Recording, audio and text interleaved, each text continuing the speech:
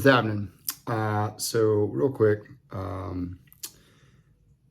did the first video about getting the Peavey Classic 50 for 30 bucks. It was missing the baffle, missing the speakers, and supposedly the tubes were bad. It's also got a pot that's broken off, and then one of the pots spins freely all the way around. But anyway, so this is video of me making a new baffle, getting it all wired up, and then there's a brief sound test at the end. Overall, I think I'm into it for less than 300 bucks, which for a Peavey Classic 50 is pretty good. So anyway, yeah, just check it out. Hope you like it. Be more stuff like this. I'm a big fan of doing these kind of projects, as you may have noticed. So if there's something you want to see in the comments, let me know. I've got some parts caster stuff coming up. Got plans to build a 1x12 cabinet. So yeah, just let me know what you want to see. Thanks, guys. Here you go.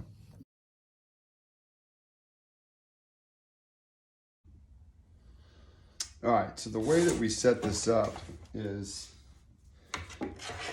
I measure the distance between my guide and my bit. I'm doing 9-inch holes to support making a baffle for 10-inch speakers. So I need a 9-inch hole for the speaker to sit in there perfectly, mounted to the back side with just the cone exposed. So basically, I measured these out from the center to the edge.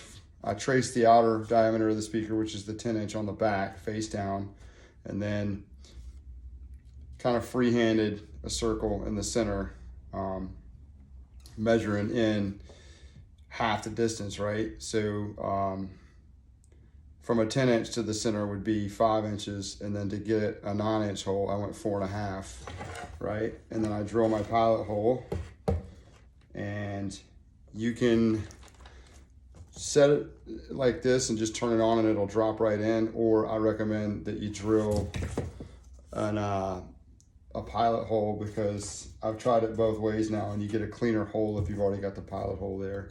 But anyway, yeah, that's how we're making the baffle for our Peavey Classic 5410.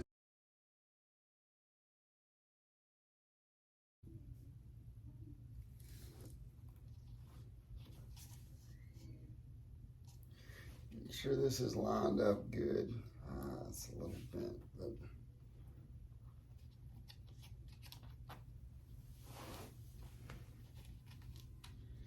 here we go. I knew that was going to be the problem.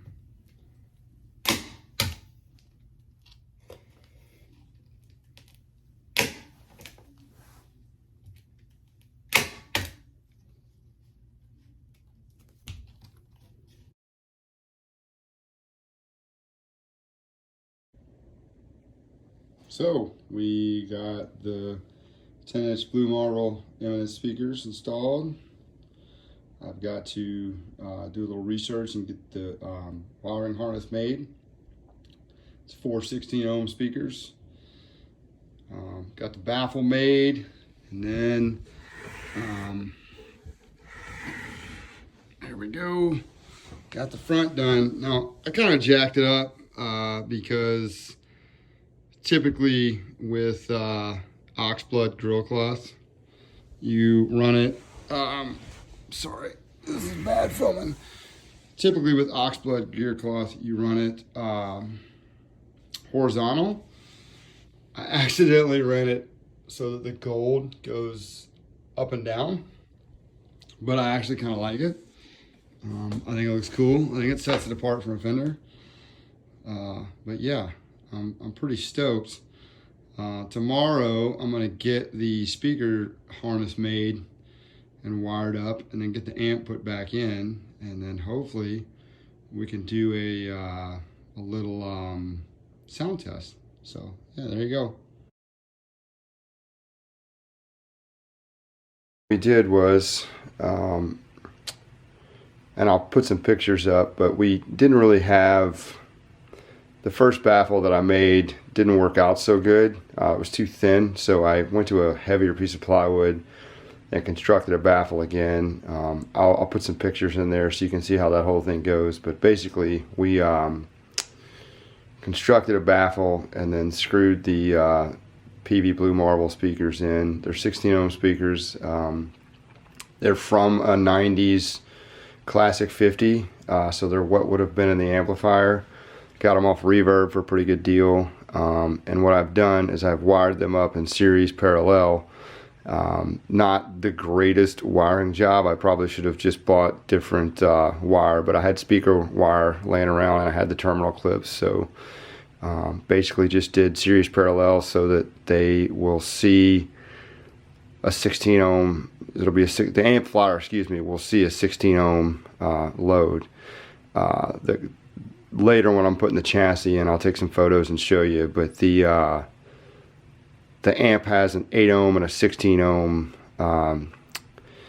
speaker output jack, and when you use both of them it sees an 8 ohm load, and when you use the 16 ohm by itself it sees a 16 ohm load. Amp runs a little hot anyway, so I want to keep it at 16 ohms for now. I'm trying to do some research to figure out if the when you use both jacks and it runs an 8 ohm, is that 8 ohm stereo? Because if that's the case, then I could parallel these speakers into two different pairs, so they'd run at 8 ohms, and I'd have two input jacks to run 8 ohm stereo, I think, but I'm still researching that. So anyway, I'll flip this around so you can see the other side in just a minute.